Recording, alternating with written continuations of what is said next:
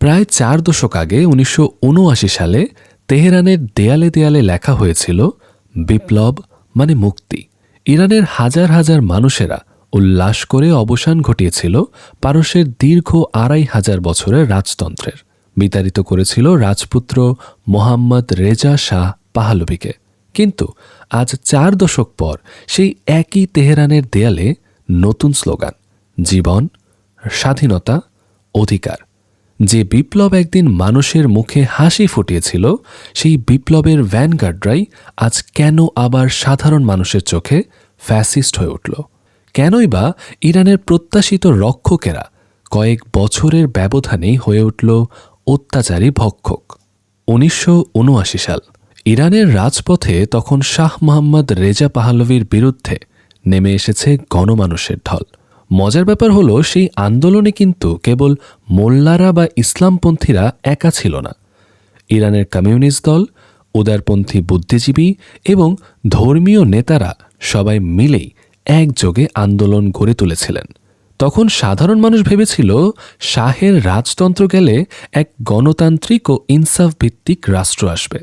কিন্তু প্রাথমিক রেশ কেটে গেলে বাস্তবতা উল্টো পথে হাঁটতে শুরু করল।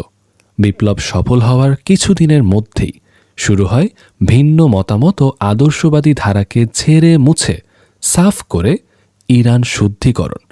শাসক গোষ্ঠী উপলব্ধি করতে শুরু করে তাদের আদর্শ টিকিয়ে রাখতে হলে কেবল রাজনীতি নিয়ন্ত্রণ করলেই হবে না, নিয়ন্ত্রণ করতে হবে মানুষের জীবনযাত্রাকে। শুরু হয় ইরানের শিল্প, সাহিত্য ও সংস্কৃতির ওপর কড়া নজরদারি।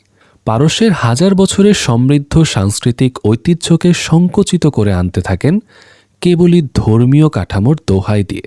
সবচেয়ে বড় আঘাতটা করা হয় নারীদের ব্যক্তি স্বাধীনতায় হস্তক্ষেপ করে। শুধু নারীদের ক্ষেত্রে নয়, সাধারণ জনজীবনেও রাষ্ট্র সিদ্ধান্ত নিতে শুরু করল মানুষ কী পরবে, কী খাবে, এমনকি কার সাথে মিশবে। বিপ্লব রক্ষার দোহাই দিয়ে এই যে শাসন ব্যবস্থাকে কড়াকড়ি করা, এটি ধীরে ধীরে ইরানকে একটি একনায়কতান্ত্রিক বা ধর্মীয় ফ্যাসিবাদের দিকে ঠেলে দিয়েছে। তবুও মানুষ ধর্মীয় অনুভূতির দায়ে সব এক প্রকার মেনে নিচ্ছিল। দু একটা বিক্ষোভ আর প্রতিবাদ কর্মসূচি কোন সরকারই বা দেখেনি। কিন্তু শাসন শোষণ যখন রাজপথ ছেড়ে দিনে দুপুরে নেমে এলো ভাতের থালাতেও, তখন আর জনগণকে ঠেকিয়ে রাখা গেল না।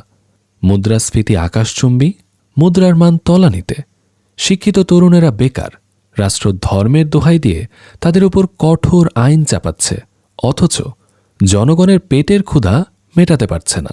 তখন সাধারণ মানুষের দেয়ালে পিঠ থেকে যায়। এবার ঘুরে দাঁড়ানো ছাড়া আর কী বা করার আছে তাদের? এখানে গুরুত্বপূর্ণ প্যাটার্নটা লক্ষ্য করুন। আমাদের যে 24শে জুলাই আন্দোলন, তাও কিন্তু ঠিক এই ডটগুলো মিলিয়েই ছাত্র বিক্ষোভ থেকে গণ অভ্যুত্থানে পরিণত হয়েছিল। পতিত স্বৈরাচার, শিক্ষা, স্বাস্থ্য, অর্থনীতি কোন ক্ষেত্রে তার করাল ছায়া ফেলেনি?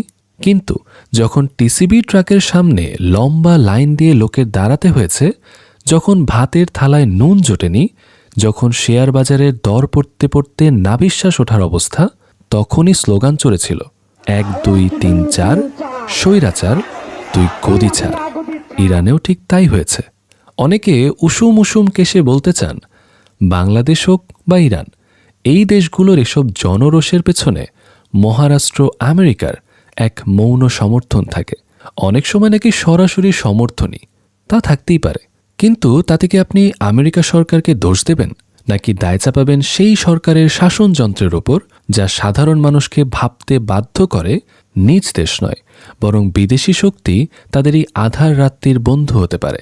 দায়টা কি সেই বিদেশি শক্তির, নাকি সেই ব্যর্থ শাসকের, নাকি সেই ইতিহাসের যা থেকে আমরা শিক্ষা নেই না?